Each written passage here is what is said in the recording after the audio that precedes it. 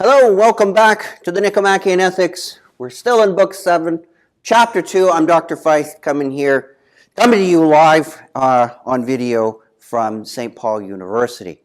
Now, what I want to look at in this video is Aristotle's, shall we say, general discussion. The first chapter of Book 7 was, again, an introduction, as he says, and time to go back and make a fresh start, so sort of a new arche, and that we're going to re-examine or reapproach the whole issue of eudaimonia. So he's done all the stuff on the virtues, and now he's going and looking at certain kinds of character types that should be avoided. So in the previous video, I went through the 3 types of characters that he's trying to avoid. Go back and check that out if you've forgotten it, or if you need a bit of a refresher, or you didn't see it in the first place.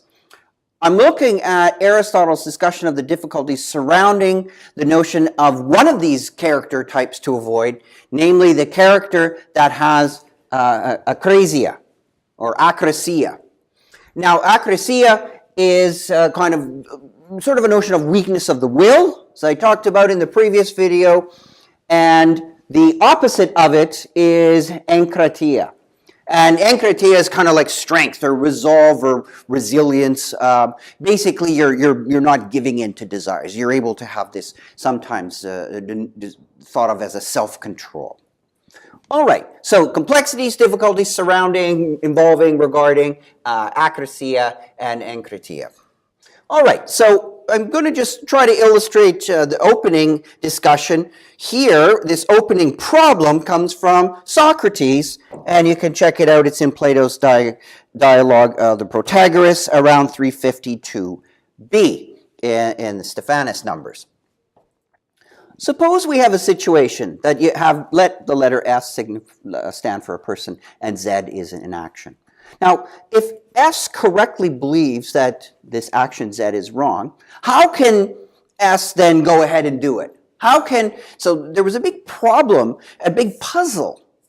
If you know something's really wrong, do you actually go ahead and do it anyways?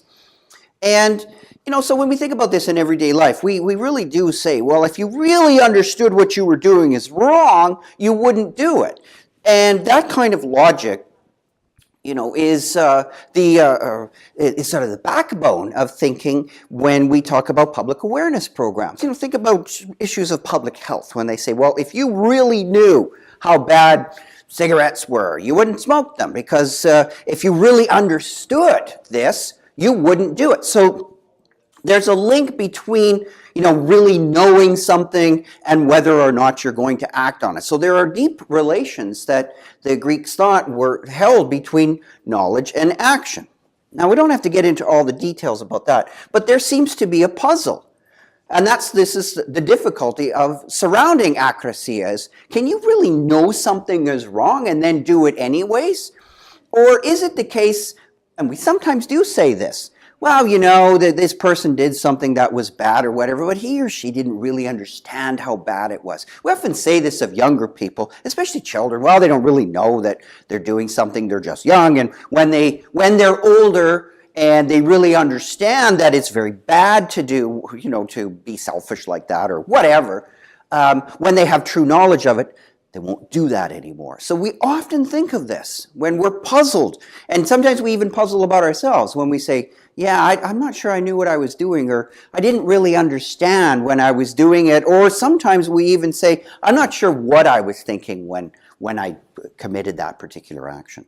So if S correctly believes that Z is wrong, how can S then commit it? Or in other words, how can fail to restrain from doing it? So if you know something's wrong, how can you basically do it? Or how can you not restrain yourself? How could that restraining mechanism fail, right? And you have a case of acrasia, this weakness of the will. Well, Socrates, I write it here in Greek, that's, of course, Socrates. Socrates says something like this. Look, let's get this straight here. There's stuff in the soul, there's passions, desires, beliefs, etc., but there's also knowledge, right? And remember, as we talked earlier, even Aristotle, when he talks about knowledge, he's really talking about something like episteme, and when it's linked up with nous, then you have something like Sophia. This is a very powerful part of the soul, or a powerful thing in the soul, if you want to put it that way. And Socrates is very clear on this. He says, look, if the subject or the person has knowledge and really knows that an action is wrong, then the subject won't do it. So there really isn't, in the strict sense, a notion of acrasia at all, because acrasia, in the way the Socratic understanding, is a failure of knowledge. And what Socrates is saying is something like this. If you think about the soul, the stuff in the soul, they're going to have sort of various levels of power on us. And Socrates thought and tried to argue that, look, there's just nothing in the soul that's more powerful than knowledge. Knowledge is the most powerful player in the soul. And so it would be odd, Socrates says, deeply puzzling, to say that there's something in the soul other than knowledge, something other than knowledge, that could take knowledge and drag it around, push it out of the way. So get out of the way, knowledge, I'm the boss here. No, Socrates says, that's not the way it works. Knowledge is in charge. So in that sense, you can't have anything in the soul that could enslave knowledge and make knowledge bend to what this other thing is. So in that sense, Socrates says, look, there really isn't, again, this problem of acrasia. So when S has knowledge, so this is the most powerful. So the whole notion of anything failing when there's knowledge would imply that knowledge isn't the most powerful, and Socrates says that's not the case. So because knowledge is the most powerful, you don't really have true cases of acrasia. So in other words, nothing can enslave knowledge. Nothing in the soul, that is. So that's number one. So in that sense, if you really know what's best, we can flip it. So when you really know what the right thing is to do. So knowledge is also a great motivator. Now think about Plato's cave, right? So just if we think about in the Republic, in the allegory of the cave. If you're not familiar with that, you should go and check that out in the Republic. But one of the key things that I want to take away from that little allegory is something like this. When the person escapes the cave, we can bypass the whole story. But the cave tells us that when you get outside of this cave, when you get outside of being trapped in your body and all these desires or whatnot, you confront or come face to face with real knowledge, true knowledge that's knowledge of reality and all that. And in that sense, you don't just stand and enjoy this knowledge. You don't just sort of take it all in and go, I'm glad to be out of the cave now, and I'm going to enjoy all this knowledge. No. What does in this case it's the philosopher, what does the philosopher do? The philosopher goes back into the cave. Takes the knowledge back into the cave. My point here is that knowledge is a kind of supreme power, and it creates obligations. So there's a link with knowledge and morality. Knowledge, if you have it, you should share it. Knowledge is not just something that you keep to yourself, but knowledge is something that is very powerful. So, and it's so powerful that nothing else is going to enslave it. So there, Socrates says, no problem. All right, so doing bad things then, if you think about it, so doing a bad thing, so when you think of committing or doing, so actions that involve bad things, those cannot be out of knowledge. They really have to be done out of ignorance. And that, in some ways, seems to fit with what we think. But on the other hand, as Aristotle says, I don't really buy that. I don't think that really conforms to the way we generally think. People seem to do bad things and they know what they're doing. It's not the case that we would say, oh, you don't know, you didn't know all these things that are, all these terrible things that are done in history and all that. Is it always the case when you look at brutal regimes in history? Do you really want to say that oh, they just did that because they didn't know what they were doing? That doesn't seem to be the case. When you look at large-scale systematic oppression of people or empires or whatever, they don't seem like they're ignorant. They seem all too knowing of what they're doing and ruthlessly efficient at applying all kinds of skills and things to get the job done, and it's a horrible job. It's hard to believe, Aristotle says, that this is a product of ignorance. So, Aristotle says we should really investigate this notion of what Socrates means, this sort of Socratic doctrine of ignorance, that really it's not a weakness of will, it's just a function of ignorance that people do these bad things. He says something like this, and Aristotle, in his typical fashion, is always canvassing, always looking at what other people said, right? All the other people say. He's always checking this out, and he says, well, what do some people say? Well, okay, I could say, yeah, Socrates, you're right. And you may have thought this when I mentioned that we flip from knowledge to ignorance. Well, there's something kind of in the middle there. Some people might say, well, look, instead of going with this, doing a bad thing has to be ignorance, which we will say that's the Socratic doctrine. Okay, so old Socrates will say this, not really acrasia in the weakness of the will, but, acting in ignorance. That's how you get bad things done. It's through ignorance. Well, a modified version of that could say something like this. Logically speaking, sure. Maybe knowledge is the most important thing and most powerful. So I could accept that nothing can constrain it. So you could accept this idea that knowledge is the most powerful, and deny this. So in other words, I'm with you, Socrates. I accept that knowledge is the most powerful thing, nothing can enslave it, but I'm not going to follow you then to say that, well, because knowledge is so powerful, the only way that bad things get done is through ignorance. I'm not going to buy that. So I accept the knowledge is the most powerful thing, but I'm not accepting that all bad things are done sheerly in ignorance.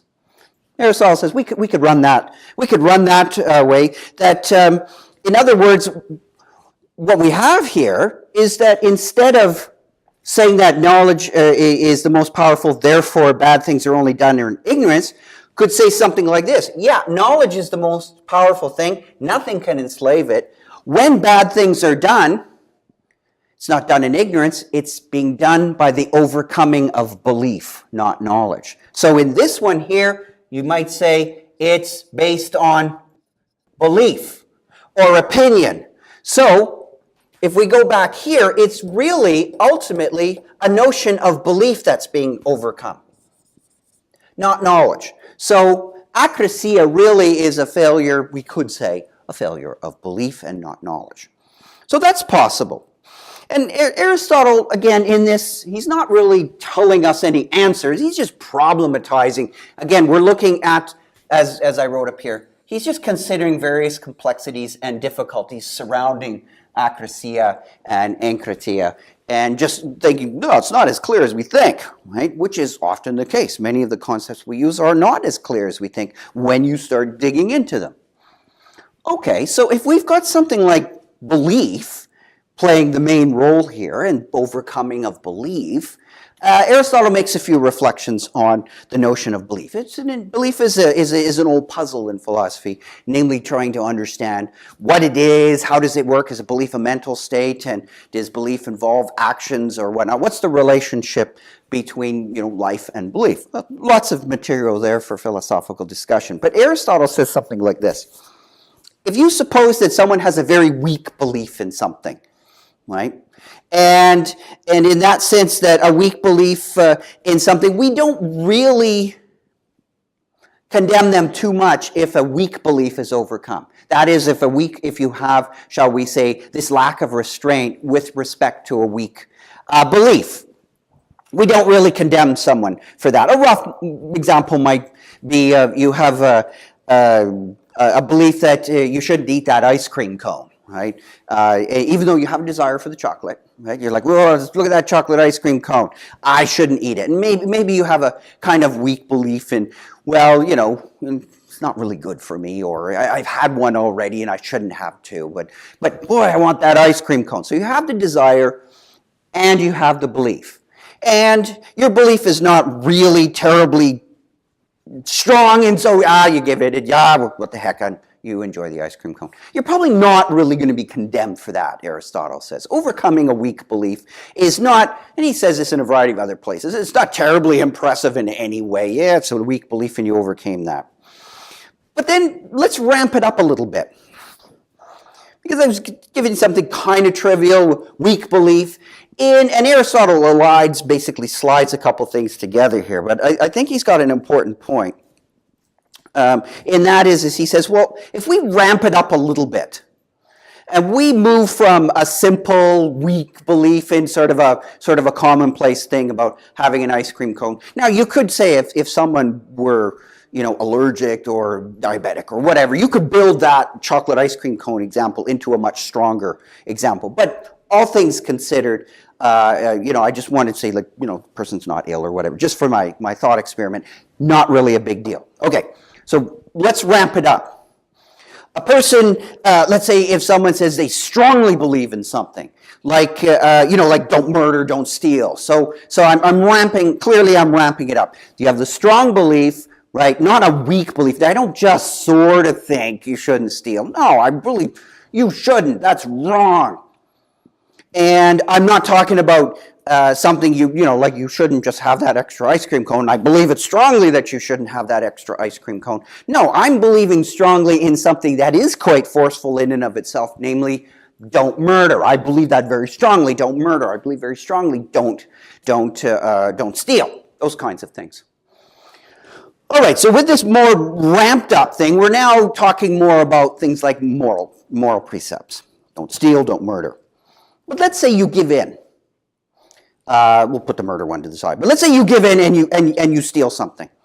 All right. In this case, we're not going to be, Aristotle says, very forgiving about that. We're not going to say, oh, well, you know, that's just like your ice cream cone example. You overcame that belief. You had a weakness in that belief or a lack of self-restraint with respect, and you indulged in the ice cream cone. Oh, and you overcame your belief about not stealing, and you went and took all those diamonds, right, from the store you work in, or something like that. Or you're just corrupt. Aristotle says we're not going to be we are not forgiving about that. So he's looking at generally how we talk, how we think. In general, not such a big deal about the ice cream cone, but a big deal about stealing the diamonds or things like that, or being a corrupt politician, etc., etc. So we're not going to say, oh, that's okay that you stole that and you overcame that belief. Now, what's going on here? Well, when we ramp it up, and we say in one case we're not sympathetic, or we don't say, oh, that's okay. What tells you really not to steal? Where does that come from? Well, since we've already plowed our way through the previous Book 6 on the intellectual virtues, yes, it's our old friend Phronesis. Remember, Phronesis gives commands, right? Phronesis is that, right, that kind of practical wisdom as it's sometimes translated as, but what I tried to stress is Phronesis after you have, remember we looked at Phronesis as one of the major intellectual virtues. It's a grasping of truth. It's a truth of a command. It's connected up to things like, you know, deliberation. You remember the Eubulia stuff and all these things about shrewdness and tedes and all these things. They're all linked together. And that eventually gives that kind of moral precept that you would talk about having. That's a much stronger thing. And in that sense, Aristotle says, well, maybe that's what's going on here. We really are talking about something that comes from phronesis, and when we go after someone for being overcome by desire, it's not so much with this belief thing. Maybe it's when their phronesis is overcome. And also, phronesis is a very powerful thing too, and very much like Socrates' notion of something extremely powerful in the soul. Well, Aristotle says this is a strange conclusion. There's something odd here about this. Again, remember, he's just pointing out some of the difficulties. This is a strange conclusion in that, as I said, when you have Phronesis, remember, this is a major intellectual virtue, right? So, as book 6 was all about the major intellectual virtues, we had the other ones, like Sophia and Techne and Episteme and Nous and all that stuff. But remember, it also implies, as Aristotle says, the minor intellectual virtues.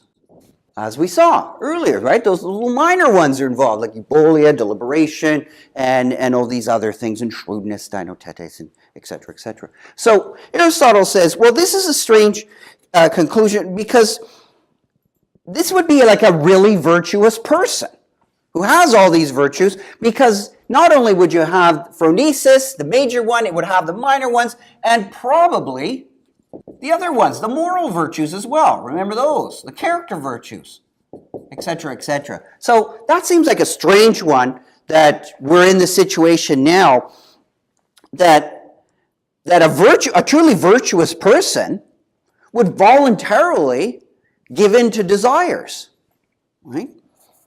This seems to be odd. That's what Aristotle says. This is very odd.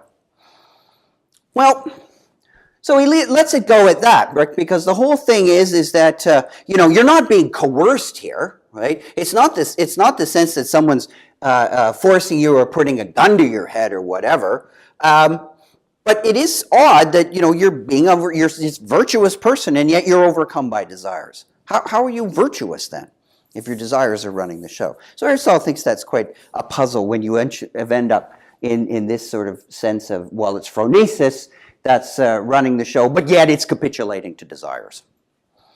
All right, again, he's not answering these things, and he's just sketching out some of the problems. There's lots also of disagreement on what Aristotle thinks the problem exactly is. So I'm trying to sort this out in as reasonably as I can to sort of give you a picture of how eventually complicated this whole notion of akrasia, the weakness of the will, is. So Aristotle points out a few more things. He says the person now who has the strength, the resolve, the enkratia, this person must have strong or base desires. There's something puzzling here. Then we would say that the temperate person would not be the person of enkratia or vice versa. A temperate person by nature wouldn't have those strong and base desires. So the person of enkratia, the self-control, wouldn't be a temperate person. That seems weird. Why not? Wouldn't you think that it would be the temperate person would have this self-control, this enkratia? That would be part of it. There would be the same. So you would think that it would relate to the temperate person. So there's a puzzle there. But he says no. The person of enkratia must have strong or base desires, and the temperate person wouldn't by nature have those. Well, why though? Why does Aristotle think that the person of enkratia, so why is it the case that they have to have those strong or base choices? Well, he says, if you think about it, if you think about the person of enkratia, imagine if they only had good desires. So just indulge in a little thought experiment. So if a person, we say, has enkratia, and they only have good desires, in that sense, then the restraints on those desires would not be good, Aristotle says. So then the enkratia here would not be all good. You wouldn't have restraints. You wouldn't want to have restraints on good desires. Those should be something you do. You wouldn't want to have it that you have restraints on those. So enkratia isn't going to be good in that case. If a person had only weak desires, both good and bad, Well, there seems to be something funny here. There wouldn't be, as Aristotle says, anything impressive about resisting weak desires, good or bad, right? So the person of enkratia wouldn't be all that impressive, but we do tend to think. Now remember, Aristotle is talking about the way we think. He's not doing a purely conceptual analysis. He is looking at how these terms are used. So the person of enkratia, we wouldn't be impressed. We would be puzzled if someone had enkratia and they only had good desires. What would you need enkratia for, right? You'd say, well, that's a bad thing because you're not acting on some good desires. So that doesn't seem to be right. And then if you said, oh, well, the person of enkratia is just doesn't really have any strong desires whatsoever, you might say, well, enkratia is not such a big thing after all, but we do regard it as a big thing. So that doesn't work. And then in the last case, we would say that if enkratia isn't impressive with someone who's got these weak desires, and we do think, though, that it is impressive, well, really, to make sense of all this, we would say that the person of enkratia must, in order for this enkratia to be good, it must be fighting bad desires, and for it to be impressive, those bad desires have to be strong, right? So the person of enkratia, we would say, look, that person is, that enkratia is great stuff. That's really a great person because they're fighting base desires and those base desires are strong. Look at how they control that. Isn't that impressive? Well, when you then say that person of enkratia has all these base desires, that's when Aristotle says, well, that person doesn't seem very temperate by nature. So that seems to be a puzzle that we kind of get into and, tie ourselves up in knots on this one. Aristotle also points out, that maybe enkratia, could it be a bad thing, right? If it makes you hold fast, right? You could think of it. Well, if you think, well, enkratia is this thing, you hold fast to your beliefs, and, and don't we often praise people? I mean, I've always felt this is an odd kind of praise, when we praise people for their consistency. Well, you know what? We do this in politics quite often. Well, at least he did what he said he was going to do. Well, but maybe what the things that we're elected for weren't such good things. Well, but at least he stuck to those beliefs. And he didn't flip-flop, right? Well, is that something good or is that something bad? Aristotle says, if this enkratia is something that just makes you hold fast to your beliefs, and, you have these false beliefs or bad beliefs, but you're holding firm, Aristotle says you can have in this case, this enkratia would be a bad thing, right? As we might say, well, that's not really self-control, that's just being stubborn, right? That seems to be not what we want to say about enkratia, right? That it holds fast to bad beliefs. No, we would say you're not even being reasonable, right? Hanging on to those beliefs. That's not admirable. This is awful, but we don't want to say that enkratia is something bad. If it makes you abandon all beliefs, then that might even in some cases be good, right? And Aristotle, who no doubt knew a lot about Greek tragedies, more than we'll know, because he would have seen and read and heard them performed, and ones that are lost. But he does refer to Philoctetes, which is one of Sophocles' plays, where he says that, one of the characters becomes convinced to do something, but it's a lie, but then reneges on doing it because he feels like pain at doing this lie. So in that sense, having that, sticking to something that's a lie, but giving it up, right, is a good thing. Sometimes going and giving up these deeply held beliefs could be a good thing. All right. So there is, but if that's the case, then you're giving up, then you could have in that case, now, because he gives up something that's a strongly held belief, isn't that a case of akrasia? So you have now, what's going on? We seem to have some kind of weird role reversal, that we can talk about enkratia as a bad thing and akrasia as a good thing. This seems to be puzzling. Again, all kinds of puzzles and difficulties regarding these terms. All right, now, he's not done yet. He says there's a couple more to go in terms of how puzzling these things are. Let's look at this one. He says, think of those sophists, those sneaky sophists. They're always coming in and trying to mess us up with little paradoxes and problems. But they've got one here. And he says, what about folly and akrasia? They say, the sophist says, look, if you take two things, like two wrongs, and you get a right. This is weird. If you have folly and akrasia, you can get arete out of the deal. Why is that? Well, if you believe bad things to be good, right? So and akrasia is you don't have the self-control, you give up, you abandon your beliefs or all that. Well, then you're going to be abandoning bad beliefs. So if you're full of folly and akrasia, you'll go against the things that you believe, which you believe bad things to be good.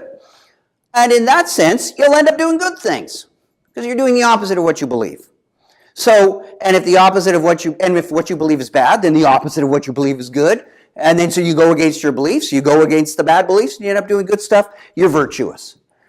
So Aristotle says, the sophists come in and they throw this sort of thing in this kind of monkey wrench into the gears, and we get this odd thing where arete is somehow equal to a good thing out of the combination of two bad things. And that seems to be puzzling.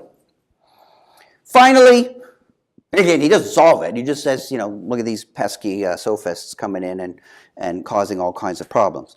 Another puzzle where Aristotle compares the notion of pursuing pleasures from choice, right? So you determine you're going to do it, from pleasures from akrasia, sort of, the weakness.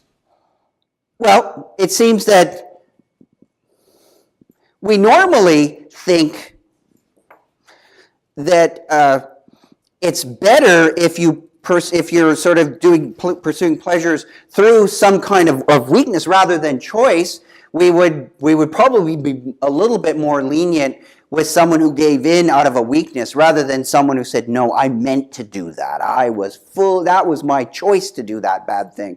I didn't mean to give in or whatever. I knew what I was doing and I wanted to do that, rather than someone who says, oh, I just gave in and desires overwhelm me or something. We might be more sympathetic, not on an absolute scale. We'd say we'd be fully sympathetic to someone who said, I just gave in, but we might look at the situations as different. So says Aristotle, right? And we might look at the one, so in the one sense we might say, well, this one seems to be worse than this one because you're deliberately doing bad things. But there, on the other hand, Aristotle says this one would be easier to work with than this one. So in a sense, this one isn't as bad as this one. Why is that? Because if someone's pursuing these from choice, then there's the opportunity to convince them that they're making the wrong choices, because choice ultimately has a link to rationality, as we've seen. So in that sense, it might be better if someone was doing it this way, even though we said it was worse, because then we could convince them out of it.